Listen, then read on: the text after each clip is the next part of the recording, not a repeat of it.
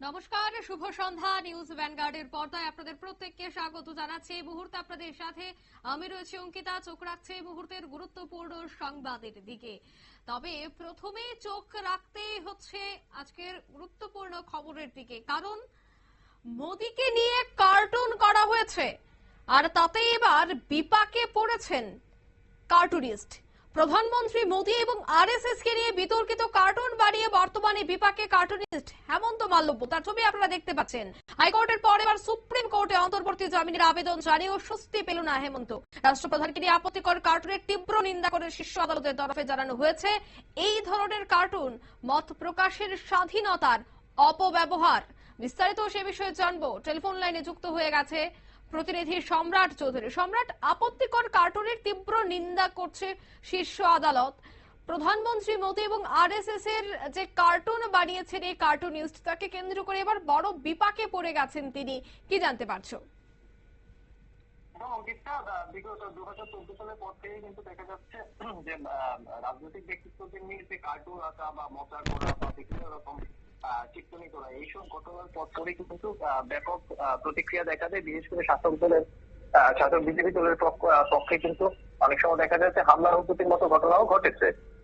আমরা সম্প্রতি কুণাল কামরার বিষয়টিও জানি, যেখানে কুণাল কামরাকে কিরকম হুজ্জতের শিকার হতে হয়েছিল মহারাষ্ট্রের একনাথ শিন্দে সম্পর্কে একটি মন্তব্য করে। এই জায়গায় দাঁড়িয়ে কিন্তু এই ধরনের ঘটনা এবং প্রতিক্রিয়া এবং সমালোচনা, এই পরিপ্রেক্ষিতে কিন্তু নরেন্দ্র মোদীকে এবং আরএসএস কে একটি বিতর্কিত কার্টুন বানিয়ে কিন্তু আবার ব্যাপক সমালোচনা, সুপ্রিম কোর্টে সমালোচনা করেছেন কার্টুনিস্ট হেমন্ত মাল্লব্য।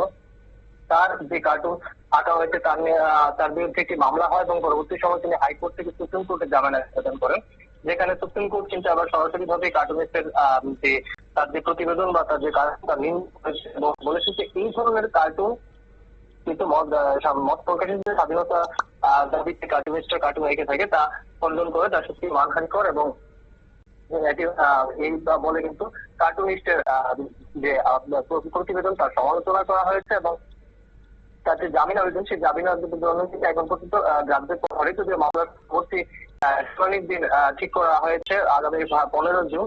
হেমন্ত মাল্লব্য নামে যে কার্টুনিস্ট মূলত সোশ্যাল মিডিয়ায় নিয়মিত কার্টুন শেয়ার করে অধিকাংশ ক্ষেত্রে বিভিন্ন নীতিকে বিবেচনা করে কিন্তু শেয়ার করেন। কিছুদিন আগে এর আগেও তিনি এই ধরনের কার্টুন এঁকেছেন। আমরা নিউজ ভ্যানগার্ডে তার এই কার্টুন নিয়ে প্রতিবেদন করা হয়েছে। কখনো কখনো বিদেশি ইস্যু নিয়ে, বিশেষ করে পেহেলগাঁও হামলার পর যে আমাদের যুদ্ধবিরতি হয়েছিল সেটা নিয়ে তিনি কার্টুন শেয়ার করেছিলেন, সমালোচনা করেছিলেন এবং এইসব কার্টুনের জেরে কিন্তু মামলা করা হয়েছে এবং তার বিরুদ্ধে মামলা করেছেন এক আরএসএস কর্মী। এই মামলাতেই সুপ্রিম কোর্ট যে অভিযোগ তোলা হয়েছে অভিযোগ পক্ষেই কিন্তু সমালোচনা করেছেন কার্টুনিস্টের। আপাতত তার যে জামিন আবেদন সেটা গ্রাহ্য করা হয়নি। আগামী 15 দিনের পরে কিন্তু এই সম্পর্কে তার যে জামিন আবেদন আদৌ গ্রাহ্য হবে কিনা জানা যাবে। অঙ্কিতা, একদমই ধন্যবাদ।